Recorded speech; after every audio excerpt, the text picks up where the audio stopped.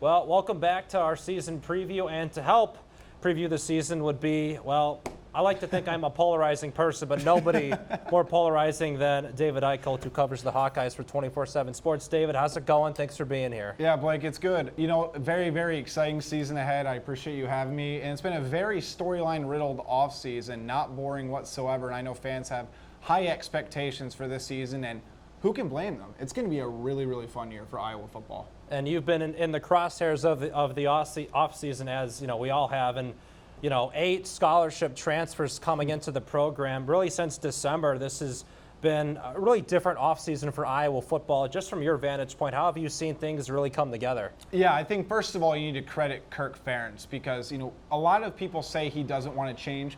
He will change, Blake, but it just takes a lot longer for him than everybody else would like. But the ball got started when Cade McNamara committed to Iowa on December 1st. That's what really set the momentum going forward because we're talking about a team that had an all-time worst offense in Big Ten, about to sell out every single home game this season. And Cade McNamara getting Eric All, he's going to be an all Big Ten caliber tight end. Getting Caleb Brown, who coming out of high school would have been Iowa's highest rated wide receiver commit in 24/7 Sports history. Then you have Rusty Feth, you have Dijon Parker. You just look at some of the pieces that they've added. It's really putting them in a good position. And, all the talk's going to be about Brian Ferentz, rightfully so. But now the pieces are there for Brian to take that big step forward. And let's face it, there are no more excuses for this offense. They have to execute, and I hate the 25 points per game rule. I hate the 7 wins because looking at the schedule, looking at who they got, this should be a 9-win team with a very capable offense. And maybe getting back to the offense, I think a lot of fans are having trouble just getting excited about anything because they've already been, programmed to hate Brian and bring him into every single conversation that involves Hawkeye football. Just from your perspective, again, why, if I'm a Hawkeye fan, aside from the points that you just made, why should I be excited about this offense knowing Brian's going to coach it? Yeah, I mean, that's the big question, right? But I also think you look at this. They have Luke Lachey. Like, there were good individual players last season, but the system was just a failure. So you look at what they've done on the offensive line. They're a much more mature offensive line. You read through the lines of Kirk Ferentz, I really think he is cautiously optimistic about this offensive line. I think you would say the same thing based on Big Ten media days, from Iowa media days. They have the pieces in place. Logan Jones at center. A really unfair season for him last season because he was taking over the best center potentially to ever play in the Big Ten, one of the best. He did a formidable job. I think he's going to take a big step this season. You have Eric All, Luke Lachey. I think they could rival Noah Fant, TJ Hawkinson numbers.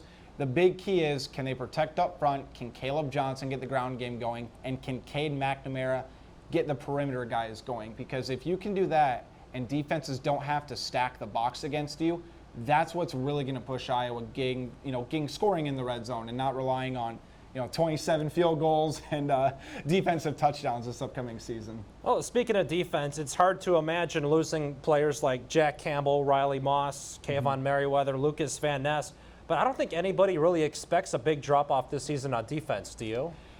It really is crazy because, again, you look at this defense last season, everybody focuses on the offense. The defense was all-time great last year. Jack Campbell, in my opinion, is the best linebacker to ever come through the University of Iowa. I think you could throw a couple other names in there.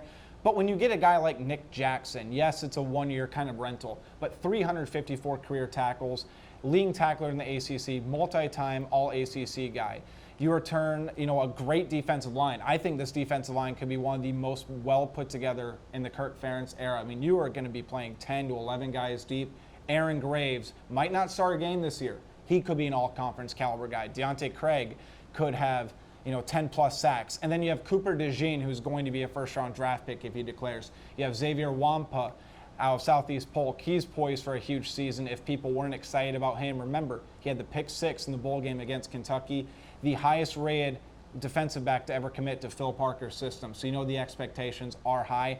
I think Iowa could be a top 10 defense, but to repeat a historical season, I do think that's a tall ask. But they're going to be good. Phil Parker knows his system. The players basically will be forced to learn very, very quickly. Well, Kirk Ferentz always talks about complementary football. If the offense can improve, it'll take a lot less stress and pressure off of the defense to play perfect. But, David, we're big into prognostication here at Hawkeye headquarters. We write our prediction columns every week. I know, I bring up the polarizing thing.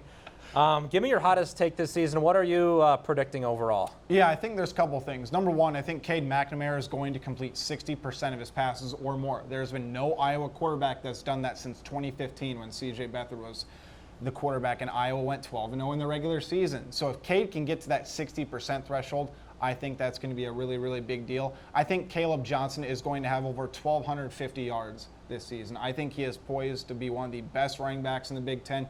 You've seen him even since last year. He is built like an NFL-style running back, just physically, 18, 19 years old.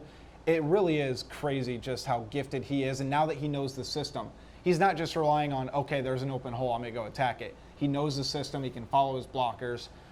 I think Iowa goes 10-2, possibly 11-1, and a really hot take, I think they beat Penn State during the whiteout. I don't know who Iowa's going to drop to along the way. They're not going to go undefeated. I think they lose one, if not two games. But Iowa's going to go in there, and they're going to beat Penn State. I think Drew Allar, the quarterback for Penn State, he's not going to be ready, and I think Cade McNamara knows how to show up in those big games. Well, that's arguably the biggest game of the season for them. I believe they're 10-point underdogs right now, and you think they're going to go there and win. I do. Briefly, just sell me on Iowa beating Penn State right now. Well, Kirk Ferentz knows how to do it. The last time Iowa played during the whiteout Penn State, Adrian Claiborne blocked the punt and returned it all the way. And Iowa just has a way of getting in these games with Penn State. Look at the series history. These are well within one-possession games. It really does come down to the final whistle. Kirk's going to keep it close. I don't think James Franklin's going to be able to blow him out. Iowa's defense and special teams are too strong. I think Cade McNamara is going to make one more play than Drew Allar. Well, there it is. That's the hottest take David Eickholt has to offer, and there he is. Again, 24/7 Sports at David Eickholt. He does a fantastic job for them. David, thanks so much for being here. Yeah, I appreciate you. Thank you.